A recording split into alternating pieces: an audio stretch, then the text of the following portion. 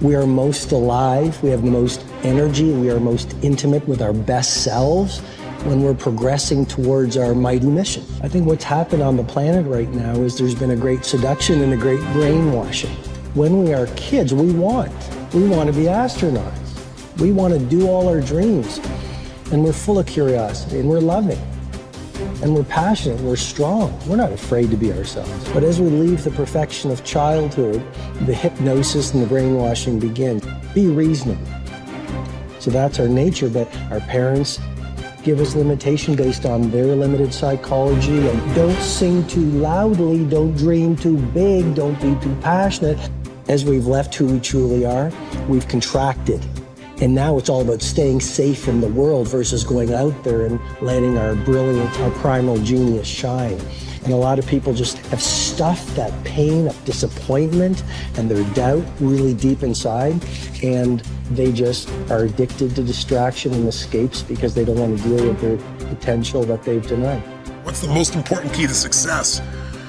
I think it's hunger.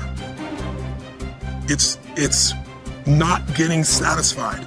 A hunger that doesn't go, a hunger to learn, a hunger to grow, a hunger to serve, a hunger to give, a hunger to create breakthroughs. Most people are hungry until they make a certain amount of money and then they get comfortable. And there's nothing wrong with that, but it's not about the money. It's not about the business. It's about your growth. Because every one of us either grows or dies. People ask me all the time, what does it take to be happy? I say one word, progress. Progress equals happiness, because achieving a goal feels good for how long? A week, a month, 3 months? And then there needs to be something else. And the reason for something else is because you gotta grow.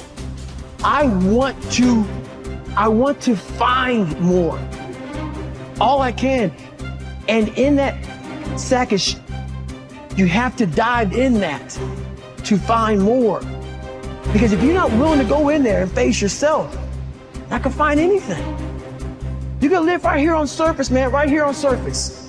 So if there is an ending to this world and there is somewhere to go and there's a judgment, you're gonna get there and you might see a chart. And that chart may tell you who you should have been. And now you get the rest of your life to think about that. Now I could live a much better life if I just would have just suffered a little bit more. Success is not gonna show up at your front door and knock on it and say, here I am. It's not coming to look for you. In fact, success is not thinking about you. Success is already doing its job. You got to be willing to do your job.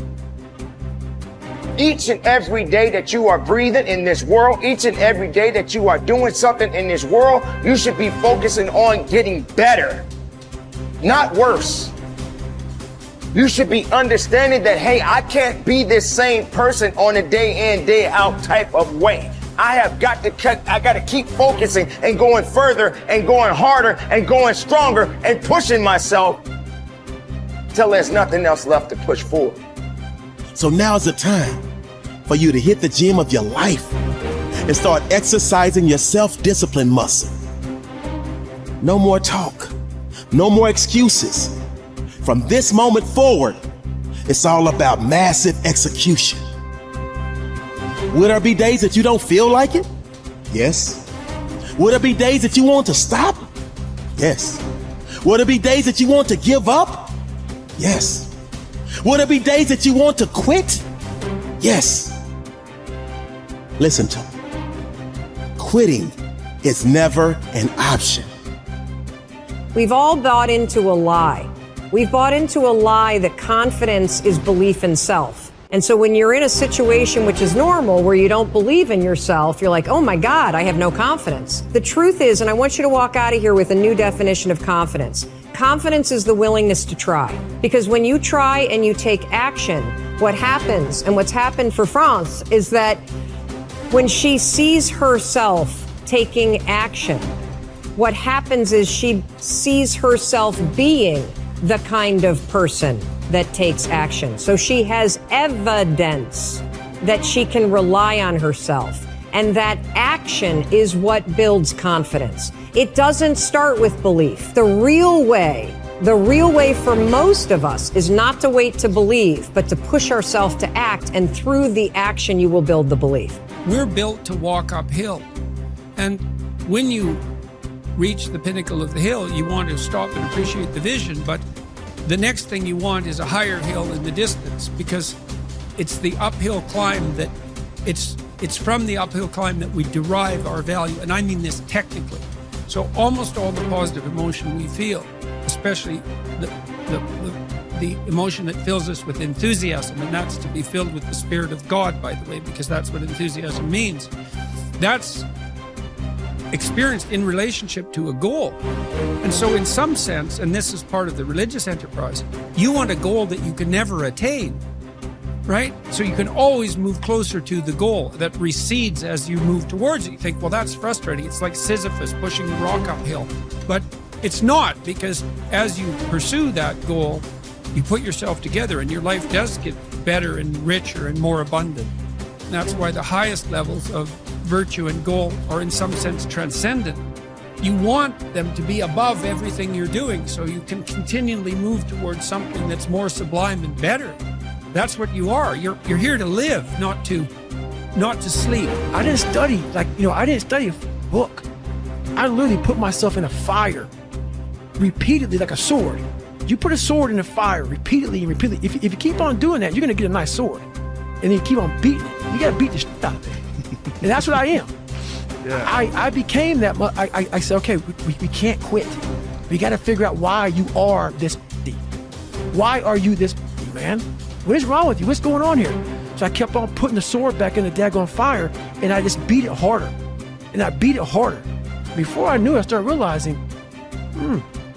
all right, man, the brain is starting to get hard.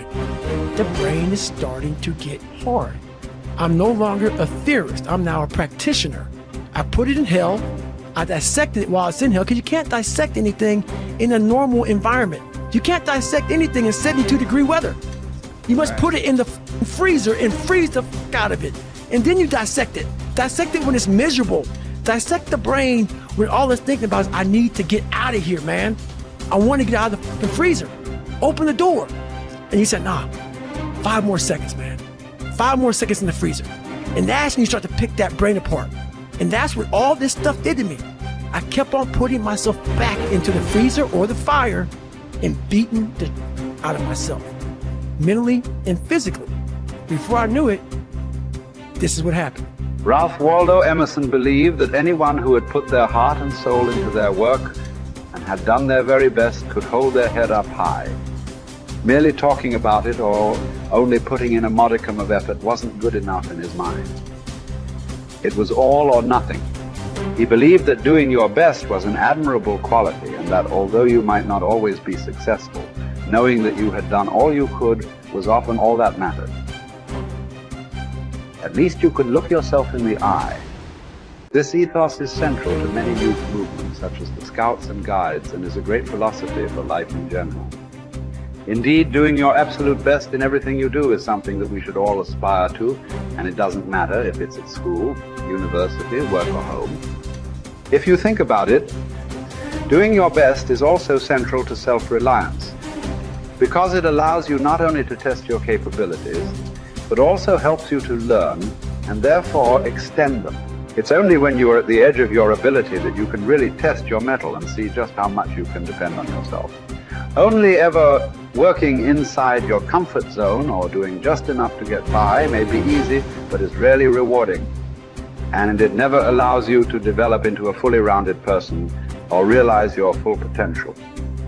The following quote from Theodore Roosevelt sums up the essence of Emerson's point. It is not the critic who counts, nor the man who points out how the strong man stumbled, or where the doer of deeds could have done better.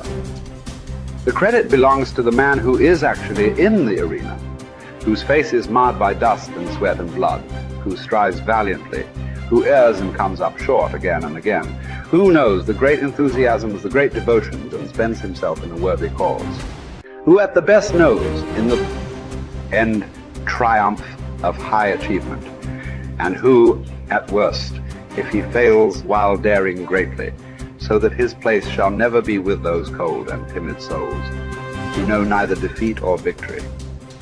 When you are working on your next task, give it your full concentration and really put the effort in to produce the best possible end result. Even if it doesn't lead to glittering success, you should be proud of yourself for doing your very best. No man fails who does his best.